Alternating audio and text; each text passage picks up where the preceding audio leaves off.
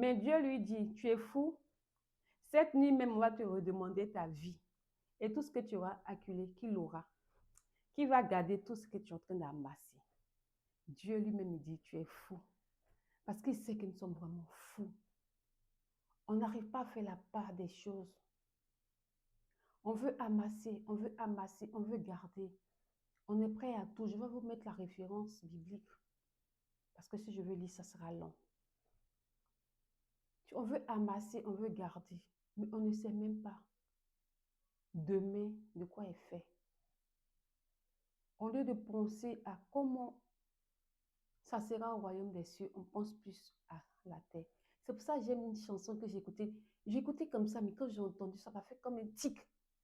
La chanson, je ne sais même pas qui chante. Je vous dis que j'ai entendu ça comme ça, mais tout de suite, je me suis dit, mais les paroles sont profondes. Ils ont dit, tu sais, dans la vie, nous tous, on va partir sans caler, sans caler somme.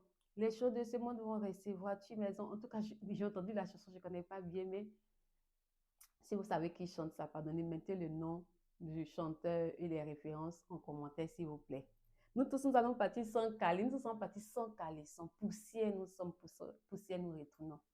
Tu amasses, mais est-ce que tu penses à quand tu vas partir? Le plus important, ce n'est pas d'avoir beaucoup. Fais palabre d'héritage, fais palabre avec ton frère, c'est ce que nous dit la Bible.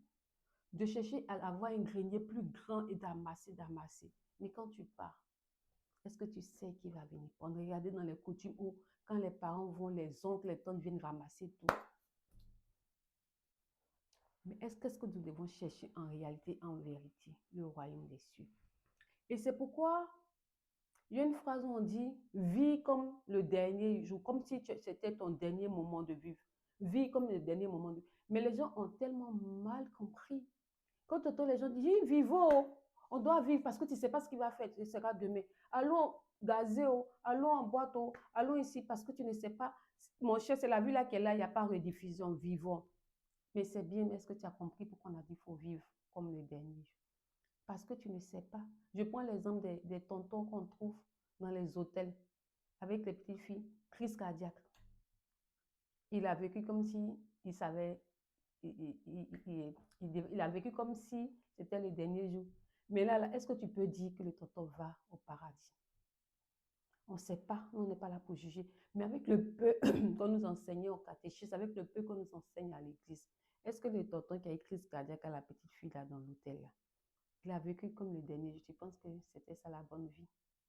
Il a eu l'argent, il a eu la grosse voiture, il a eu bien. Maintenant, il se dit, bon, j'ai l'argent, maintenant je peux entretenir une fille dehors et tout. Et pendant ce